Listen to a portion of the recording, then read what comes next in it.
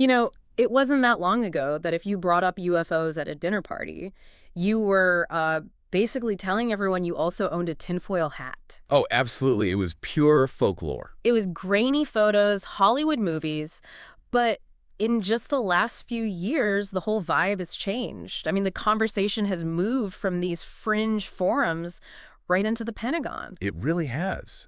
It's been this massive pivot. And the first sign of that is, it's in the language itself. We're not really talking about UFOs in serious circles anymore. Right. UAP. UAP, unidentified anomalous phenomena. And I know that sounds a little bureaucratic. A bit, yeah. But it's actually a crucial distinction. It signals we're moving away from just storytelling. I saw a light, and we're moving into hard data, physics. Exactly. And that's what we're unpacking today. We aren't here to debate old blurry videos. We're doing a deep dive into the tech, the actual hardware and software being used right now to hunt for these things. Yeah. We're basing this on a really comprehensive guide called ITHY Unveiling the Unseen, which details what they call the advanced arsenal for UAP detection. And arsenal is the right word, because what this source makes so clear is that the era of just the eyewitness, it's kind of over. Human eyes, standard cameras, it just don't cut it anymore. I mean, if you want to find something that might be defying physics, you need to measure it with something more reliable than a story. So let's start right there, the eyeball problem. Why can't we just look up? I mean, our eyes are pretty advanced, right? They are, but for seeing predators in the grass, not for tracking hypersonic objects at 30,000 feet, our vision is incredibly limited. We only see this tiny sliver of the electromagnetic spectrum. Visible light. Just visible light. If an object doesn't emit or reflect light in that very specific tiny range, to us, it's invisible. It just doesn't exist. Which brings us to the sensors. So this isn't just pointing a camera at the sky. The guide breaks down some really heavy-duty tech. First up, infrared. Right. Optical is out, infrared is in, and this is a total game changer because IR detects heat signatures, not just reflected light. So even if something is camouflaged. Exactly. You could have an object painted matte black against a black sky, totally invisible to the eye, but if it's generating heat from propulsion or electronics, it'll glow like a beacon on an IR sensor. And here's where it gets really interesting for me. The source mentions that sometimes they're not looking for heat, but the absence of it. Yes. This is one of those aha moments. If an object is using some kind of, advanced propulsion that actually absorbs energy, it might show up as anomalously cold. Like a hole in the sky. To an IR sensor, that's exactly what it looks like. Yeah. A hole in the sky. To a normal camera, there's nothing there. And to process that, you can't just have a person staring at a screen. The guide details this thing called the Custom Target Analysis Protocol. CTAP-8, it sounds intense. It is. CTAP isn't just recording video. Think of it like an analytical engine. It looks at the thermal value of every single pixel, frame by frame, and it's looking for deltas. Tiny changes that are way too subtle for the human eye. It's basically digital contrast enhancement on steroids, tuned to find things that don't want to be seen. But that's just one layer. The source makes a huge deal about radar. And not just the weather radar on the news. No. We're talking military-grade stuff. Yeah. The kind used by the U.S. Navy. This is where the data gets in. Well, frankly, a little baffling for physicists. Because it's tracking movement that shouldn't be possible. Right. Radar gives you hard numbers, speed, trajectory. And the military has tracked objects doing things that just shred our understanding of aerodynamics. Like the 5 observables, that instantaneous acceleration. Yeah. Going from a dead hover to Mach 5 in, a second? The G-forces would turn any human pilot to mush. It would tear apart any airframe we know how to build. And there's no sonic boom. Radar proves that's not a hallucination. And that's the whole point of this arsenal concept, right? It's the corroboration. If I see a light, maybe I'm crazy. But if the radar sees it... And the infrared camera sees a heat signature. And you get a magnetic spike. And that's the third layer. Magnetometers. It feels very X-Files, I know. A little bit, yeah. Detecting invisible fields. But it's grounded in decades of reports. So many UAP encounters are accompanied by electromagnetic interference. Radios go dead, compasses spin. So now, hunting for those magnetic spikes is part of the toolkit. I have to bring this up. The guide mentioned a specific piece of tech called the Gremlin. Ah, yes. The Gremlin. It sounds like a movie monster, but it's real government kit. It is, and it's fascinating because it solves the portability problem. All this high-end gear is usually bolted to a destroyer or a fighter jet. You can't just carry it up a mountain. But you can with the Gremlin. The Gremlin is basically a portable detection kit. It packs a whole suite of sensors, magnetometers, EMF sensors, accelerometers into a single unit you can deploy on-site. So it's like a UAP trap in a box. You can just drop them in hot spots and let them collect data. Exactly. And so what here is that it removes the human from that initial detection. You get hard, timestamp data. If you get a radar hit, a thermal signature, and a magnetic spike all at the same second, it's very, very hard to dismiss that as a weather balloon. Okay, but this creates another problem. You have all these sensors running 24/7. That's a massive amount of data. It's like trying to drink from a fire hose. How do you find the one weird thing in all that noise? That is the data deluge.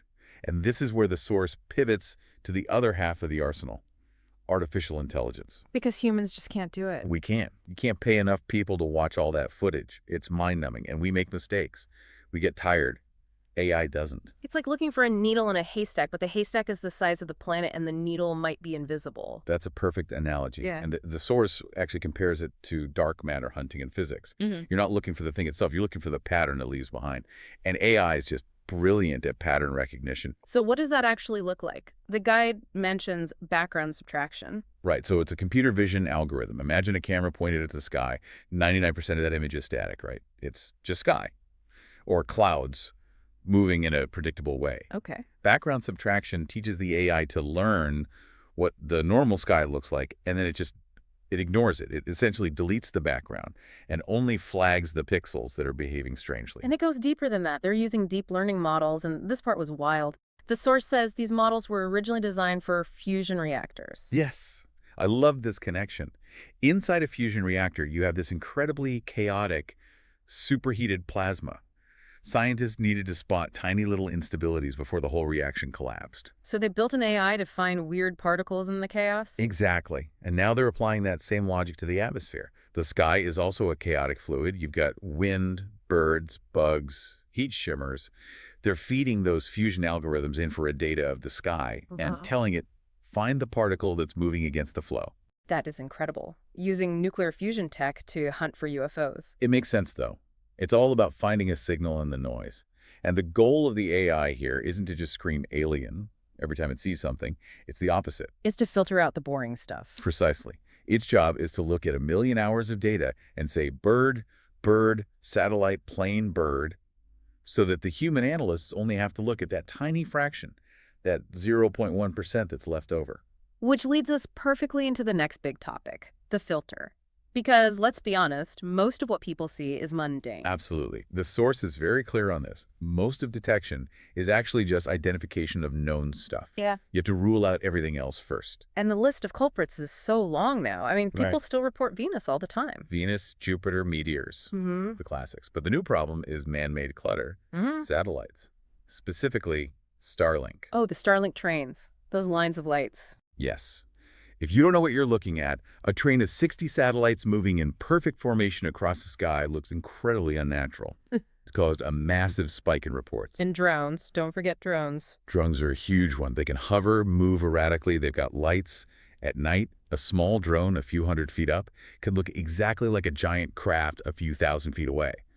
Researchers use tools like Flight Radar 24 just to immediately scrub all known commercial aircraft from their data. So who's the referee in all this? Who sits there and says, okay, we've ruled out the satellites and the drones, but this one is real? Enter AR, the All-Domain Anomaly Resolution Office. The government's official UAP team. Essentially, yes. This is the official body in the Department of Defense.